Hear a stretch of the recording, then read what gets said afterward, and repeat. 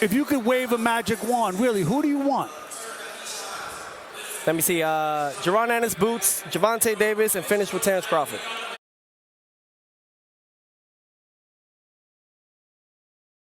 My father, you know, he intended that I needed something. You know, maybe it could have been just a different change. I need some fire, maybe some motivation from other champions, or just being around a different environment. And I think my father, he gravitated towards Eddie Reynoso. All right, you guys, so Jaron, Ennis, Boots, and Teofimo Lopez are in talks for Teofimo Lopez to jump up to 147 pounds and challenge Jaron Ennis Boots for his IBF World title. This is exactly why I'm such a big fan of Teofimo Lopez, because this is the guy to step up out of his whole generation, and he's accomplished the most of every fighter in his age bracket and his generation. For Teofimo Lopez to fight Lomachenko at the age that he did and beat the guy at 135 pounds, the one fighter everybody wanted to fight and get an opportunity was Lomachenko, and beat Lomachenko, right? He beat the guy at 135 pounds that everybody wanted to challenge.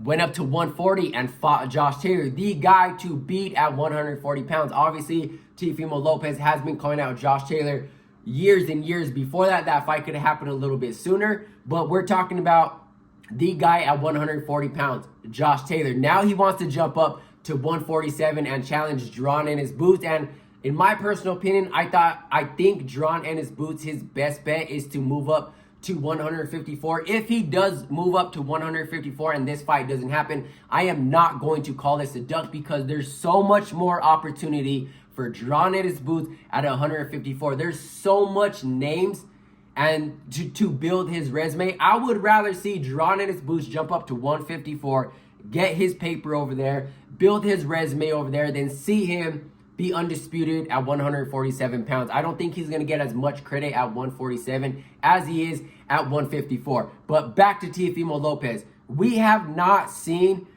Teofimo Lopez's generation. He has done so much more out of his generation, as far as Gervonta Tank Davis, as far as Devin Haney, as far as Ryan Garcia, as far as Shakur Stevenson, so on and so forth, right? We still have not seen them fight the opponents that Teofimo Lopez has, and he's still calling out Jaron Ennis Boots. He's still calling out Terrence Crawford, so on and so forth. Regardless, if you don't like him, if you don't like his dad, we cannot sit here and say that Teofimo Lopez has not accomplished the most out of his age bracket and out of his entire generation. And this is exactly why I'm such a big fan of Teofimo Lopez, because he's not afraid to go out on his shield. And sometimes a little bit along the way, Teofimo loses, like, he brings distractions in where it's not needed. That's Teofimo Lopez's downfall, right? I feel like sometimes the accomplishments really goes to his head, and he brings distractions in that he really doesn't need.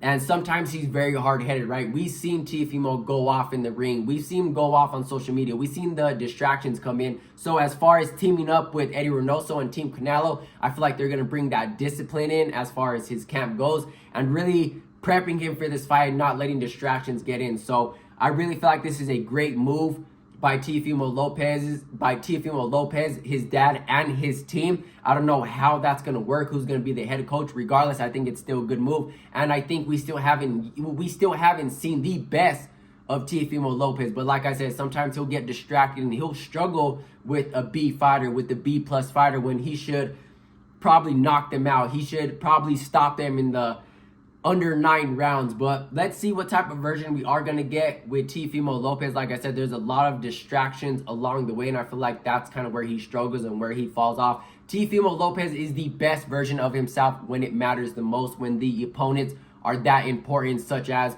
a Lomachenko, such as a Josh Taylor, so on and so forth. But like I said, I'm always going to stand until I see different. Teofimo Lopez has accomplished the most out of his generation. Two-time Lino, you can call him two-time undisputed. Like I said, beat Lomachenko, beat Josh Taylor, has the best resume out of his generation. Let me know what you guys think about Teofimo Lopez versus Jaron Ennis Boots. Like I said, I wouldn't be mad if Jaron Ennis Boots did move up to 154 because there's major names over there. There's a lot of money to be made over there. So I personally don't think it would be a dunk. I just think Jaron Ennis Boots is really time for him to move up to 154. So let me know what you guys think about this matchup. If this fight does not happen, let me know who you want to see Teofimo Lopez fight next, because it's definitely wild past due for him to get in the ring. And I'll catch you guys in the next one. I'm out.